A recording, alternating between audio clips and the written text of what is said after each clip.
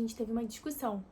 E esse foi o estopim do meu primeiro match aqui como au pair nos Estados Unidos. Oi, bem-vindo ao meu canal. Pra quem não me conhece, eu sou a Julia. Eu moro aqui através do programa de intercâmbio de au pair e já tô no meu segundo ano. Primeiro ano eu vim pra cá inicialmente pra ficar com uma família em Ohio, depois eu entrei de rematch e acabei me mudando pra uma família de New Jersey, que é que eu tô até agora. A gente estendeu e eu vou ficar mais um período por aqui. Já tem um vídeo aqui no canal falando a primeira parte de tudo que foi acontecendo, mas pra dar um panorama geral e situar, pra minha primeira família tomar conta de duas crianças.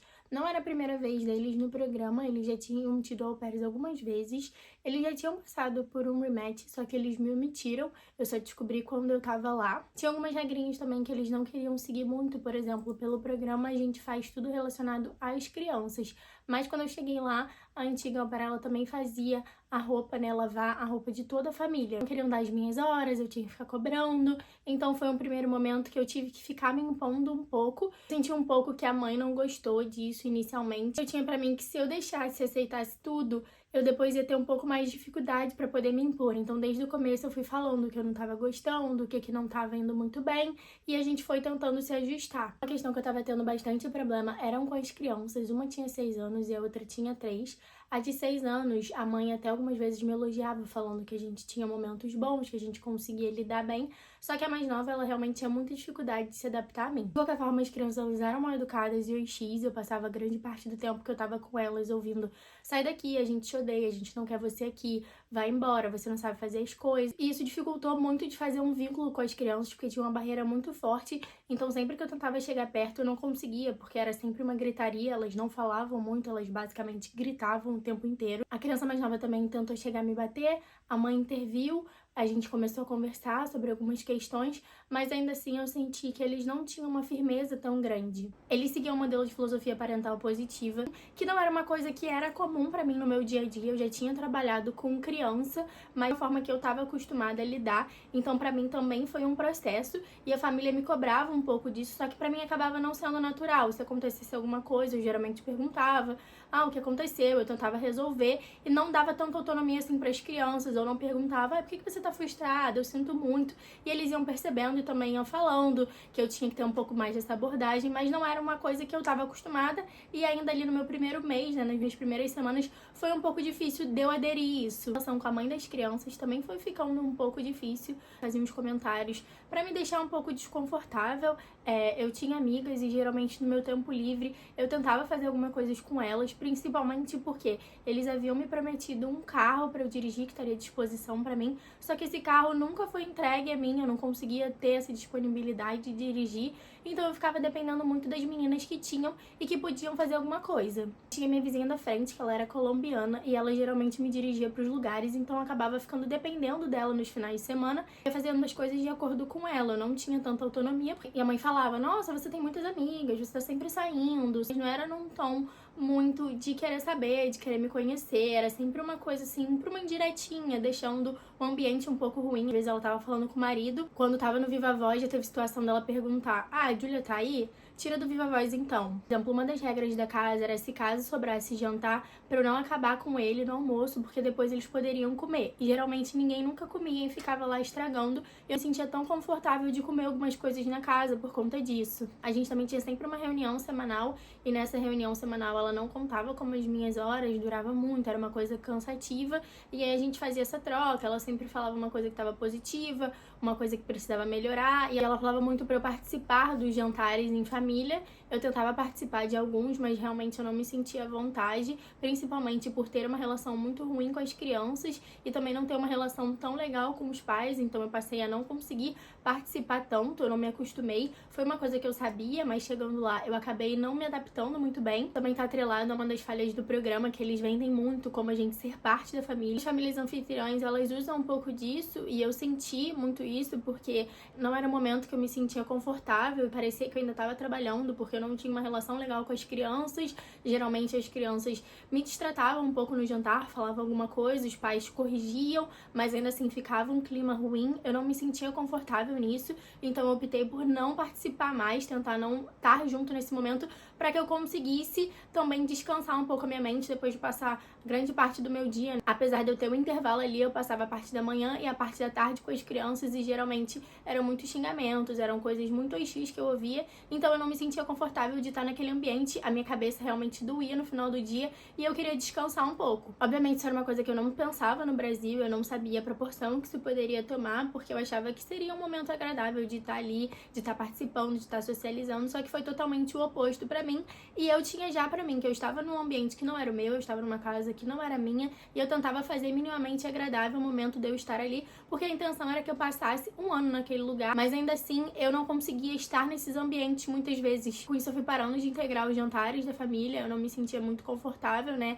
Eles não tinham isso como uma obrigação, eles falaram comigo antes de vir que seria interessante. Em uma das nossas reuniões semanais, a mãe comentou que quando eu tivesse dificuldade com a criança mais nova, que eu poderia ligar pra ela conversar com a criança e tentar tornar aquele momento mais fácil pra gente conseguir fazer a rotina fluir. Eu evitava fazer isso, até porque era o meu trabalho, eu não queria incomodá-la, também estava trabalhando, mas eu sabia que era uma coisa que ela deixou em aberto, principalmente nesse primeiro momento que eu tava ali me adaptando ainda com as crianças e vice-versa. Feliz com a situação, eu já não tava me sentindo bem ali, eu já tinha falado com a moça da agência que eu já não tava me sentindo tão bem, que a gente não tava tendo uma relação muito legal, que as crianças tratavam muito mal e que eu não via um futuro naquilo. Ali mais ou menos na minha terceira semana, a mãe das crianças foi viajar e os avós vieram passar a semana com a gente. Legais comigo, mostravam interesse em aprender coisas do Brasil. A avó das crianças já tinha morado no Brasil, então ela tentava falar português comigo. Um dia a gente cozinhou feijão juntas, então eles eram super legais. Eles não estavam sempre com as meninas, e quando chegaram lá eles tiveram um choque. Inclusive os avós vieram me pedir desculpa pela tratativa das crianças comigo. Falaram que não sabiam como eu tava aguentando, falaram que não podiam fazer muita coisa por não ser os pais das crianças, mas que eles ficavam muito magoados de me ver nessa situação e que sentiam muito por mim. Acho que admiravam a forma que eu tava lidando, porque realmente eles falavam que talvez eles não conseguiriam lidar com toda essa situação, porque isso foi uma semana antes do estopim que eu tive com a família, e também me deu ali a certeza de que eu não era um problema como eles tentaram fazer com que eu fosse. Realmente eu começava a trabalhar de manhã entre 6 e 7 horas até umas 9, eu levava as crianças pro colégio e eu ficava livre até mais ou menos umas 3 horas da tarde, que é quando eu buscava elas, e ficava com elas até umas 5, 6, quando geralmente os pais já estavam em casa e quando eles queriam pegar as crianças, porque às vezes acontecia muito deles me darem um horário e aí quando chegava no horário ninguém ia buscar as crianças e eu ficava, eu preciso sair e tudo mais. Então assim, sempre ficava essa situação, mas no geral eu ficava esses períodos e eu tinha esse intervalo aí no meio que eu podia fazer o que eu quisesse. Eu tenho uma mania de deixar o telefone no modo avião, principalmente quando é à noite, pra que ninguém me ligue e que eu não acabe acordando, porque eu tenho um sono muito leve. Que a mãe tentou me ligar no meio da tarde, não conseguiu falar comigo, ela me mandou mensagem: Júlia, me liga. Eu liguei, a primeira coisa que ela falou: ai, por que você não tá me atendendo? Aí eu falei: eu não tocou aqui, tava no modo avião, me desculpa. Ela falou: olha, seu telefone tem que sempre estar disponível. E eu expliquei pra ela que eu acabei esquecendo e tudo mais. E ela me falou: olha, a menina mais nova, ela tá doente, a escola me ligou dizendo que ela tá desacordada, eu tô preocupada, então vai lá buscar ela e me avisa o que tá acontecendo. Eu cheguei lá na escola, realmente a menina, ela tava assim bem cansada, foi difícil de colocá-la no carrinho, mas ela tava respondendo e a mãe me ligando pra saber, e eu falei: olha, ela tá me rejeitando, ela não tá querendo entrar, então eu acho que ela tá bem, ela tá consciente, ela não tá desacordada, eu acho que ela só realmente tá gripada. E a mãe falou: eu tô muito preocupada, eu acho que eu vou pra casa. Fui falando pra ela: olha, ela tá meio gripada, ela não tá falando muito. E aí ela foi me perguntando no trajeto como é que ela tava, eu fui falando, ela falando: eu tô preocupada, eu vou tentar aqui sair pra ir pra casa. Quando eu cheguei na casa, a menina não queria entrar em casa, ela gritava muito. Eu liguei pra mãe e a mãe tentou falar com a criança só gritava. E a mãe falou: Júlia, pega ela no colo e leva ela pra casa e faz ela tirar uma soneca, que eu vou tentar sair daqui pra ir pra casa e ficar com ela. E assim eu fiz, eu peguei ela, levei pra dentro, ela se esperneava muito, ela não queria entrar comigo, ela gritava muito, falando que só queria a mãe, que queria que eu saísse dali.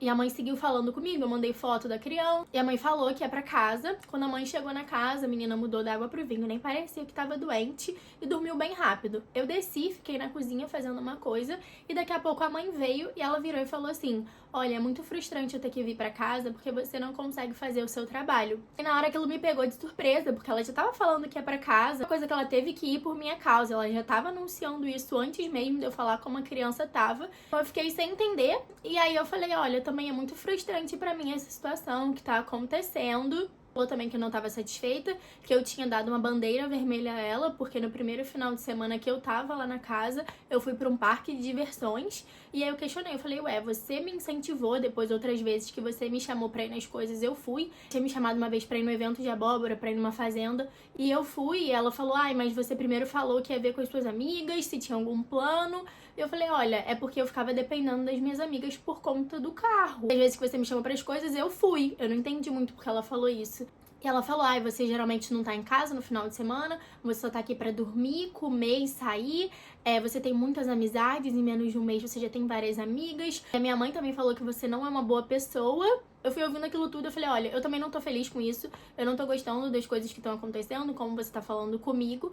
Pra isso a gente tem uma solução, que é o rematch. Ela não esperava, ela ficou sem reação. Eu até, inclusive, indaguei ela como é que a mãe dela sabia que eu não era uma boa pessoa. Questionou também que uma vez eu demorei a responder ela num sábado. Falei, olha, o seu marido tinha falado que quando eu tivesse livre, eu não tinha obrigação de estar respondendo vocês.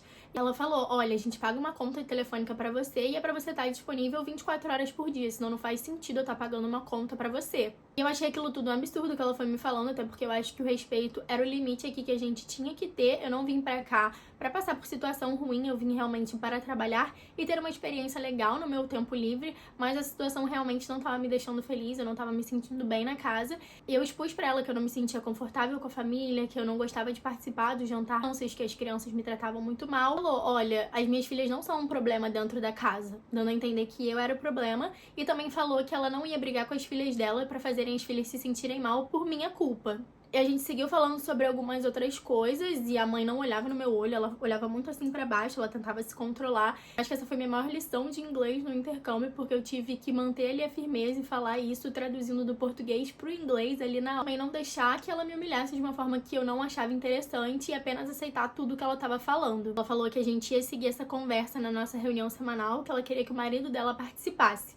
Obviamente o clima não ficou legal, a gente teve a nossa reunião semanal e lá ela mudou um pouco o discurso das coisas que ela falava, as formas que ela falava, não expôs todas as coisas como ela falou pra mim ali na hora, ela tentou amenizar, tentou ser um pouco mais legal, num tom mais delicado, menos agressivo como tava anteriormente. Eu expus todas as questões que eu não tava feliz, que do carro de eu não poder estar circulando, que eu achava isso muito ruim, que eu tentava fazer as coisas e isso me deixava um pouco presa.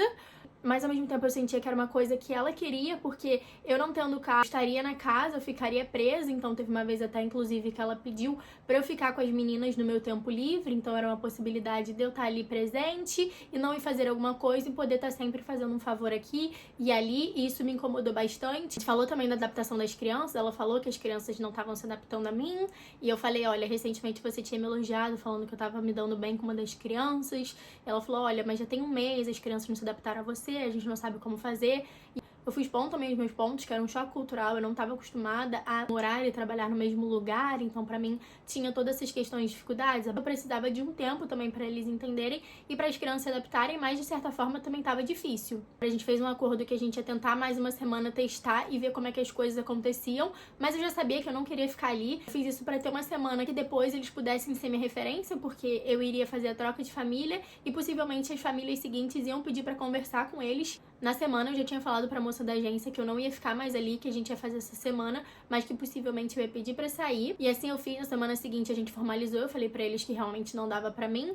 Puseram ponto deles em questão de expectativas e tudo mais. O pai, inclusive, me elogiou, falou que eu fazia um bom trabalho, falou que eu era uma boa pessoa, diferentemente do que a mãe falou pra mim, mas que realmente a gente poderia fazer essa troca pra que fosse melhor pra todo mundo, já que eu também não tava feliz ali, e o intuito era que todos estivessem felizes. Fiz essa troca, eu tive o prazo de 2 semanas pra encontrar uma outra família, e assim eu fiz, eu encontrei a família que eu tô até hoje. Foi através da indicação da ex-au-pair que tava aqui, porque ela estava indo embora pro Brasil, e a família daqui pediu referência da minha família anterior. Eu dei, a gente entrou no acordo de que a gente seria referências pra cada um. Depois eu descobri que eles me omitiram pra menina que foi depois pra lá, porque ela veio me procurar nas redes sociais e acabou falando comigo que eles não tinham mencionado sobre mim. Fiquei 2 semanas lá trabalhando porque eles precisavam e foi realmente um momento assim muito desagradável, porque foi na época do Thanksgiving, que é o maior feriado daqui. Foi a parte da família da mãe pra casa.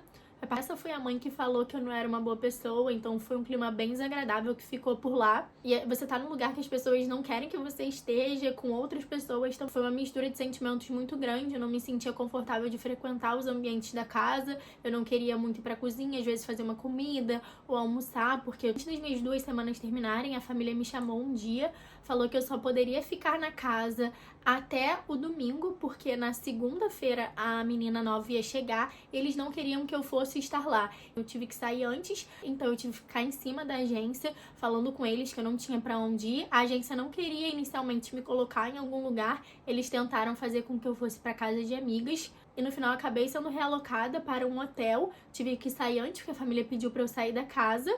E no dia do meu check-in do hotel, a família falou que iria me levar e pediram pra eu esvaziar o quarto ao meio-dia. Eu saí do quarto antes, o meu quarto era no porão e tinha uma salinha. E eu fiquei lá sentada na sala. Enquanto eu tava lá, a família veio, começou a limpar todo o quarto. Foi uma situação assim que eu senti um pouco desagradável. Poderiam ter esperado eu ter saído da casa pra fazer aquilo. Pois a mãe veio me questionar se os presentes que ela tinha me dado no dia que eu cheguei, se eu tava levando embora ou se ainda tinha ficado lá. No dia que eu cheguei, eles me deram uma cestinha com livros, com doces, caneca. Perguntou se algum dos livros que ela tinha me dado na caixa de presente do primeiro dia quando eu cheguei, eu tinha levado ou se eu tinha ficado. Ela falou bem assim, olha, é seu, mas se você não for levar, eu queria saber. Porque ela ia comprar coisas pra menina nova e ela queria reciclar algumas coisas. Dado pra uma amiga, inclusive um eu dei, outro eu acabei levando. Não tem problema, são seus, fica à vontade. Achei um absurdo ela me pedir coisas que ela tinha me dado. Eu não vi a hora de sair de lá, o meu check-in era às 4 horas da tarde, eles esperaram o horário pra me levaram. Foi aquela coisa assim no carro, todo mundo meio quieto, sem muito clima. Me deixaram lá, me desejaram boa sorte e eu passei uns 3 dias mais ou menos no hotel, o que foi muito bom pra eu poder descansar, relaxar. E essa foi a história de como tudo aconteceu. Eu falo isso agora de uma forma bem tranquila, mas na época eu tava me sentindo muito mal, eu tava sofrendo muito, porque eu sempre quis fazer o intercâmbio e ter chegado aqui, me deparado com todas essas situações, estar sozinha no país, não ter minha família, não ter uma rede de apoio, foi bem impactante, porque eu tinha pra mim que apesar de ser um intercâmbio de trabalho, eu não vim pra cá também pra sofrer. Se fosse uma coisa totalmente ruim, não fazia sentido pra mim estar aqui. E eu fiquei com medo da troca da família, de ir pra uma família pior, de encontrar alguma situação mais desagradável ainda. Eu, inclusive, pensei em voltar pro Brasil, caso não achasse uma família. Eu ficava meio que o anjinho e o diabinho. O anjinho falava, olha, você chegou até aqui, não tem por que você desistir agora, tenta mais uma vez. E o diabinho falava, olha, você pode passar por uma coisa novamente, não vai ser legal. Só que felizmente eu achei a família que eu tô hoje e deu super certo. Claro que não vai ser perfeito, porque o programa tem falhas, você tá lidando com os seus chefes, você tá morando com pessoas diferentes. Eu passei a ter um intercâmbio a partir dessa mudança e realmente consegui viver as coisas positivas do intercâmbio. E o meu conselho é, não deixe de pedir pra trocar de família se você não tá se sentindo bem. Você também pagou pra viver o intercâmbio, então não tem por que você tá passando por situações humilhantes, se sentindo mal. O meu relato não quer dizer que você vai vir pra cá ter uma experiência totalmente boa ou totalmente ruim, é realmente pra informar. E eu acho que você, se tem vontade, vem viver essa experiência. Eu espero ter ajudado e se você gostou, curte, comenta, compartilha e não deixa de se inscrever no canal. Tchau e até a próxima!